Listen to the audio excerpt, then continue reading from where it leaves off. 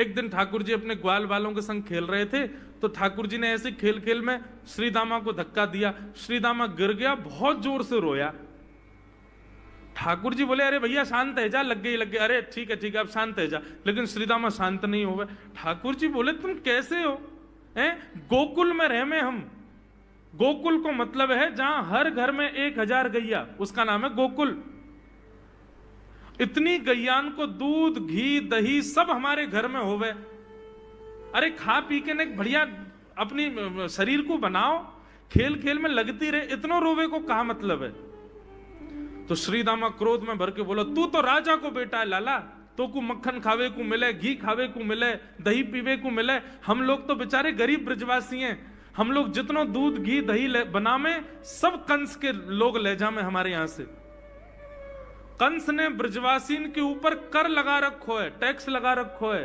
कहा कि प्रत्येक ब्रजवासी को इतनो मटका भर के घी दूध दही सब मथुरा भेजना पड़े, हम लोग घर में ना रख सकें, क्योंकि कंस के सिपाही जब आके हमारे घर की तलाशी करें, यदि इतने मटका हमारे घर को प्रसारित हैं, वहां से ज्यादा यदि हमारे घर में मिल गए तो मृत्यु दंड होगा हमारो।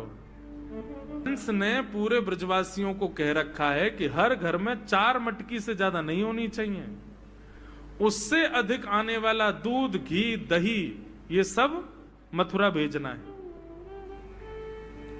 और यहां हर ब्रजवासी के यहां 1000 गैया, और 1000 गैयाओं का जितना दूध घी दही होता है उसमें से 4 मटकी केवल घर में रहती हैं, बाकी सब मथुरा भेजना पड़ता है। या मारे लाला हम लोगन को खावे पीवे को ना मिले, तू तो राजा को बेटा है, तेरे नंद बाबा तो कुल के राजा हैं, या मारे तो को तो खूब छूट है, हम लोगन को छूट ना है। ठाकुर जी बोले, ये बात है? बोले हाँ। ठाकुर जी बोले, मेहनत करें हम, गैया को पाले हम, गैया को घास खवा में हम, गैया की सेवा करें हम, और दूध पीवे को वो राक्षस कंस। अब तो मैं छोटा हूं, मेरी बात कोई मानेगा नहीं, लेकिन प्रलय तो अब तक लानी पड़ेगी। और कैसे लाएंगे? बोले, राजी राजी यदि मक्खन दूध दही नहीं मिल लो तो चोरी करके खाओ। हमारो ही मक्खन है, हमारो ही दूध है, हमारो ही दही है, लेकिन अभी हम बालक हैं, हम ज्यादा कछु बोलेंगे हमारी कोई बात मानेगो ना। लेकिन ये सद वस्तु कुपात्र के हाथ में नहीं जानी चाहिए। राजी राजी नहीं मिलता तो चोरी करके खाओ। जब कर देवे को नंबर आवेगो तो सब पूछेंगे, भाई कहां गए हो मक्खन दूध दही? बोले घर में तो है ना। बोले तो कहां गए? बोले चोर चोरी कर ले गए। और यही भाव से हम ब्रजवासी को खावे पीवे को मिला करेगो। मधुमंगल श्रीराम बोले, लाला तू जो कहेगो सो करेंगे, लेकिन चोरी नहीं करेंगे। ठाकुर जी बोले, तो ठीक है, कल से तुम लोग अलग खेलो, मैं और दाऊ दादा अलग खेलेंगे, हमारे संग मत खेलना। मधुमंगल सीताम बोले, अरे लाला तू ना जाने, मैया यो के लाला जो चाहे करियो, चोरी मत करियो, चोरी करवे तो ब्याह ना होवे। ठाकुर जी बोले, ब्याह की पड़ रही है तो है, ब्याह ना होवे। ऐसो पत्र पूछ रहा सो है गयो, पत्रो दुबरो सो तू सीख जैसो है गयो, तो कौन ब्याह करेगा ऐसे? अरे ब्याह करना तो ने खाया ने पी ने बढ़िया, गाल तेरे बढ़िया होंगे, शरीर ने बढ़िया होगा, तभी तो ब्याह होएगा। अब भैया हमारी बात सुन लो, जितने अच्छे काम करने सब आज कर लो, कल से चोरी करेंगे, पूरे ब्रजमंडल में आतंक मचाएंगे, हमारो ही दूध घी दही है और हम ही चोरी करके खाएंगे। ठाकुर जी ने चोरी क्यों की? क्योंकि सारा गौरस बेवजह मथुरा भेजा जाता था, और मथुरा से कंस पूरे भारत में वितरित करके खूब धन कमाता था। इस वजह से ब्रजवासी प्रताड़ित होते थे, क्योंकि गैया के लालन पालन में जितना खर्चा होगा सब करो ब्रजवासी। 4 मटके मिलते थे, 4 में से 3 को तो बेच देते थे, 1 में पूरा घर चलता था। यह हालत थी ब्रज की। इसलिए ठाकुर जी ने कहा कि भैया राजी राजी नहीं तो गैर राजी, हम जितने बाकी की मटकी मथुरा भेजे वाली उनको सबन को तोड़ फोड़ करेंगे, उनमें से मक्खन निकाल निकाल के खाएंगे, एक दूसरे को खवाएंगे, और सब यहीं रहेगो, मथुरा नहीं जाएगो कछु भी। इसलिए ठाकुर जी ने चोरी की।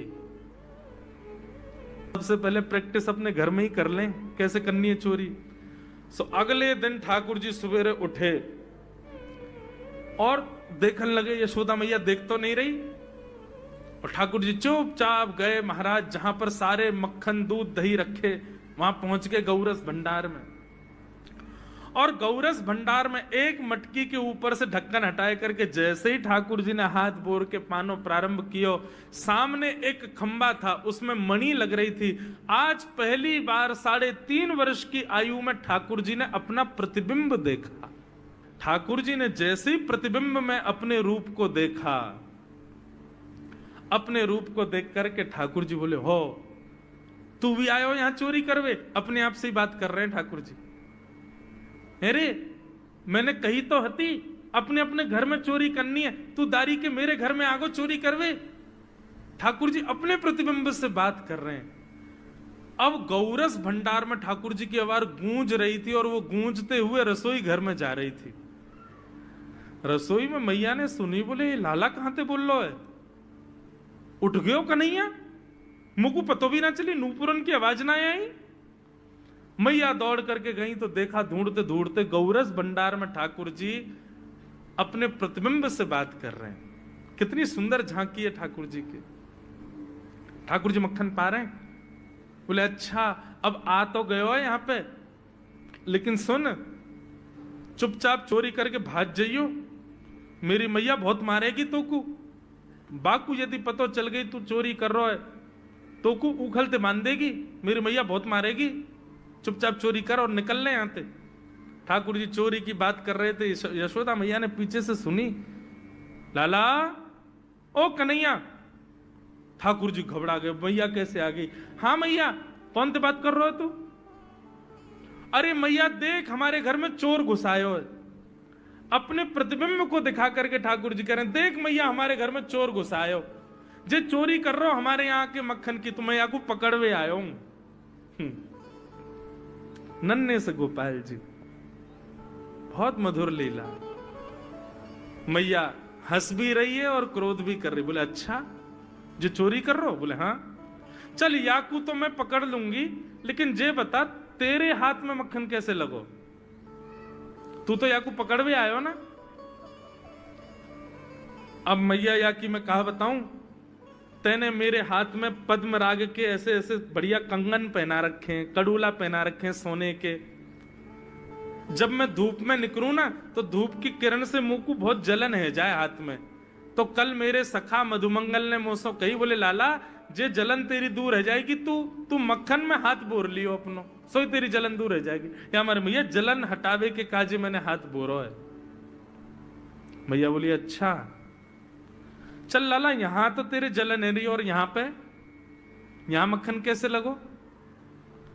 ठाकुर जी बोले मैया मैं अपनी जलन दूर कर रहा हूं। इतने में जन कहां ते एक मक्खी आके मेरे मुंह पे बैठ गई। बाकू उड़ावे के काजे मैंने जैसे मुंह पे हाथ किया सो मक्खन मेरे मुंह पे लग गो। मैया बोली लाला तू चोरी भी करन लगो और अब झूठ भी बोलन लगो मुझसे। ठाकुर जी ने ग्वाल बालों से कहा भैया मिशन फेल हो गया, घर में तो चोरी नहीं कर पाए हम, अब दूसरे इनके घर में दावे बोलो। एक दिन महाराज ठाकुर जी का जब आतंक खूब बढ़ गया गोकुल में, सब गोपियों ने जाकर के मैया से शिकायत करी। बोले मैया अपने लाला को संभाल लियो, नहीं तो काउदना हम देख लेंगी और फिर हमसे मत कहियो कि तेने मेरे लाला से यूं क्यों कही। मैया बोली कहा क्यों मेरे लाला ने? गोपी बोली ये बस सुन लो और यूं बताइयो कहा ना करे तुम्हारो लाला।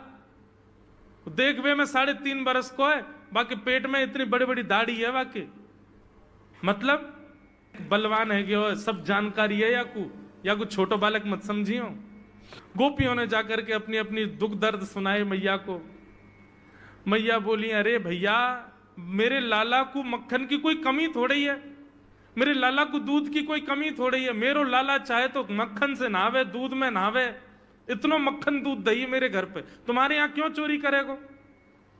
अरे कई बार बालकन को अपने घर को भोजन बढ़िया ना लगे, दूसरे के घरन को बढ़िया लगे, अगर बार ने तुम्हारे यहाँ की नेकात मक्खन खा लियो तो वहां इतना रो क्यों रही हो? मैया आपको अपनो लाला बहुत सीधो लगे ना, हम बताएं कहा करे तुम्हारो लाला? स्वयं खावे हमको कोई दिक्कत नहीं, लेकिन या की एक पूरी मंडली है और पूरी रजिस्टर्ड मंडली है, बाल गोपाल चौर प्रचार प्रसार मंडल, ये घर घर जाके चोरी करते हैं। और मैया तुम्हें कहा बताऊं, जैसे ही कोई गोपी के नयो बालक होवे ना, तो तुम्हारो लाला पूरे मंडल के साथ आवे और वह लाला के सिर पे हाथ धर के, छोटे से बालक के सिर पे हाथ धर के बस 1 वर्ष की प्रतीक्षा, फिर तुम भी हमारी मंडली में आ जाओगे। पूरे गोकुल में भय है तुम्हारे लाला को। स्वयं खावे, ग्वाल बालन को खवावे। मैया यहां तक भी बात समझ में आवे, ग्वाल बालन को खवावे, यो नहीं कि नेकाद मक्खन बच जाए तो रहम करके हमारे काज छोड़ जाए, वाकू बंदरन को खवा दे।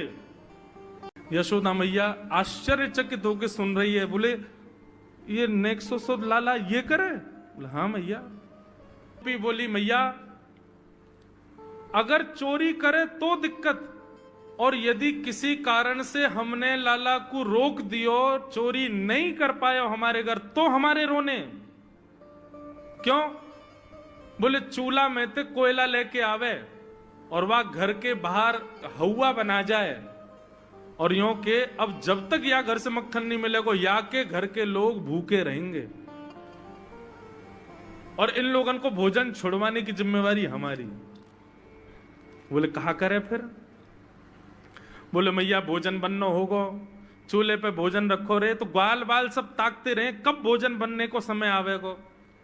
जैसे ही कछु और काम करवे के काजे गोपी ने कुट के जावे, तो कहो तो बाकी कढ़ैया में खूब सारो पानी डाल जाएंगे, सब्जी ना बन पावेगी, आटे में नमक फेंक जाएंगे। ये बात जैसे ही यशोदा मैया ने सुनी, बोले नहीं नहीं नहीं नहीं, झूठ बोल रही हो, मेरो लाला ऐसा ना कर सके।